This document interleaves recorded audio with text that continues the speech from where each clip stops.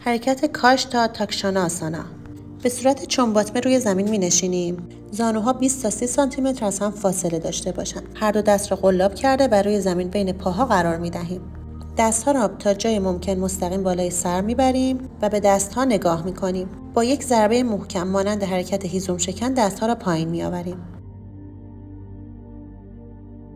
همراه با پایین آوردن دست هوای حبس شده درون ریه ها را خارج می کنیم.